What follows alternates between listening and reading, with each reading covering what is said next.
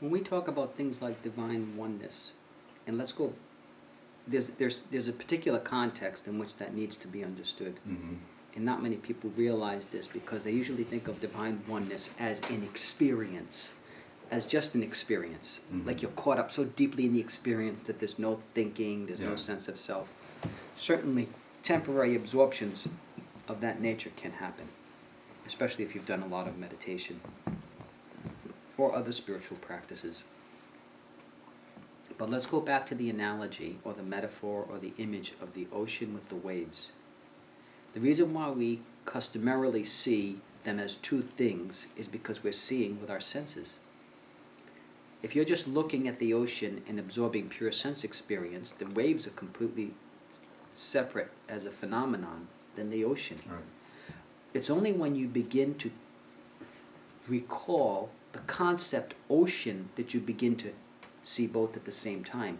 So you don't see both of them on the level of discrete perception. So you have to retire from the senses and stop moving in toward the conceptual realm. If I say to you it's all ocean, you say, ah, of course. Of course the waves are the ocean. I was saying to you last night, are you sure those waves are separate from the ocean in the context of our discussion on individuality, whether you really existed as a separate individual? And for a while you were saying, yeah, I am here, and that is also here.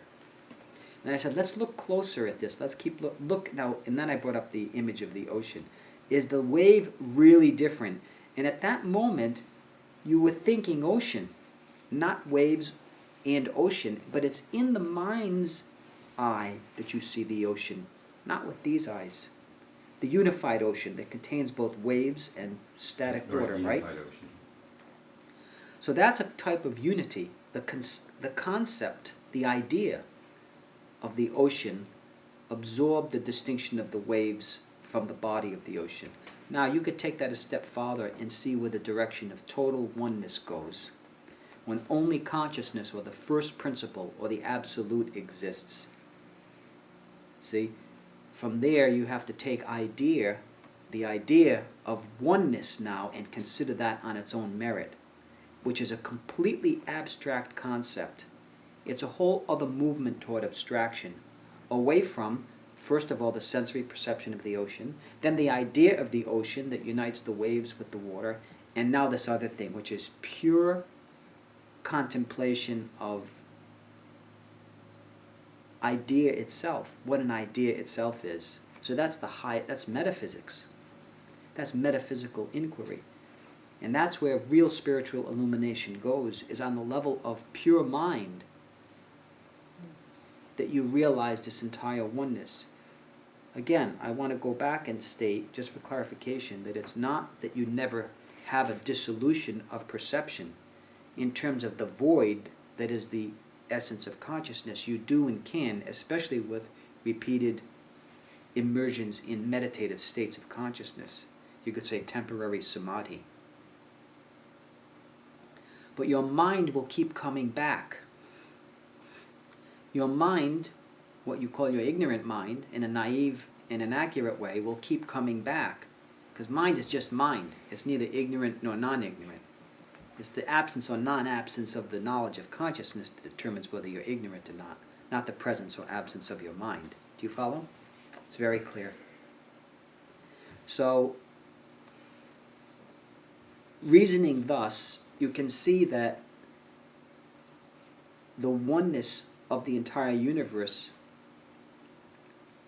is something far beyond human reason, even the human reason that can understand core ideas. Like when you think of a tree, same metaphor applies with the tree and the leaves. You look at a tree, you don't see tree, you see the leaves, you see the twigs, the branches, the roots, the body, the trunk of the tree. But when you think tree, then you say, oh, it's a tree. And there's the oneness value. So now we're talking, though, going deeper. We're talking about, okay, what is beauty? What is truth? What is being? Now you're inquiring into things that you can't even have as an idea in terms of instances of. You can't have instances of beauty. You can have beautiful things, but we're back in the same trap with the ocean and the waves and the tree with the leaves. So you have to really depart ever so more deeply into your own consciousness to then come upon this higher unity, this highest unity, which is a form of understanding, but also includes and offers itself to the experiencer as well. And in that way you can have the experiencer with that which is experienceless and transcendent. You see how it immerses itself in the understanding? That this enlightenment thing that we're always talking about, it's something that happens to your understanding. It's not you go around experiencing something alternative all the time as though you're stoned and everyone else is not. You're like, hey man, can't you see this unity? No, it's not about that at all. Hey man, everything is great. Don't you get it? We're all one. You're my brother. It's something that is in the very structure of your mind. Something there understands totally. See, your language, though, it's interesting. I'm listening to you. It's all about experience. It's all about what happened in experience. Do you see how that itself renders only an incomplete expression to what? Yeah. And how words fail? Yeah. Because it was an understanding in the moment. Yeah, I'm not saying Yeah. you didn't understand it. Yeah. See, I'm just saying that once you vocalize it, Yeah, it becomes both true and false.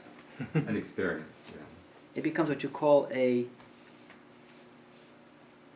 truth functional statement. A statement that functions in order to tell you what truth is, which is different than the recognition that happens when you are the truth. Yeah, right? in the living moment. And it can only happen there. Exactly. Right? Unless you can speak in the living moment. Even then, the speaking won't carry it. But you bring the people with you who are listening to you. Yes, it'll be your life. It will be your life, right? Yes.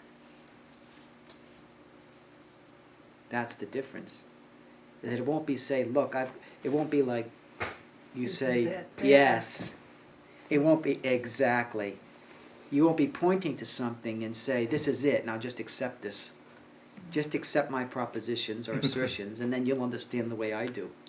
You have to dialogue with people in that condition, which might not be so easy. It could be arduous. It's easy because it's the sound of your words that bring us to you. But it's also the meaning. The sound would correspond only to experience again. Yes. And feeling. Yes. So we're talking about the other half of the mind, which is discriminative and knowing. So knowing has to know something. It has to have an object of knowledge. Now, David, isn't it true that you have the aha, and then the mind says, oh, Yes? like something changes Yes. in Yes. your living, Yes. and then the mind has a recognition of it. Right, and that aha deepens and deepens and deepens until it becomes totally familiar as your own self. Right, and Your it helps own you. self is what is ahad in the end, not some little insight. Right? Yes. And that knowledge is what helps you to live. Most people are ahaing over just experiences, individual experiences. So at some point the aha becomes really big. It's like a big Brahmin yell. Ah! A big ah that is the whole universe. You never stop yelling, nor are you ever non-silent again. Water cannot wet it. Fire cannot burn it. Wind cannot dry it. You say it's ever-existing, self-existent, never comes into being, never passes away. We're talking about this super-conceptual realm that must be passed through mystical ascent, through the enlargement of consciousness itself through meditation. Whether that meditation is in the form of discrimination, such as the reading of texts, devotion and devotional activities which involve worship, adoration, immersing oneself in beauty. Or Shakti. Could be Shakti, could be energy.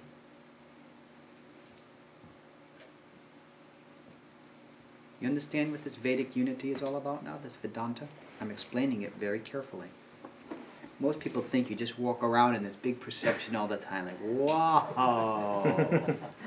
You know, I described something like that on my website, on my autobiographical page.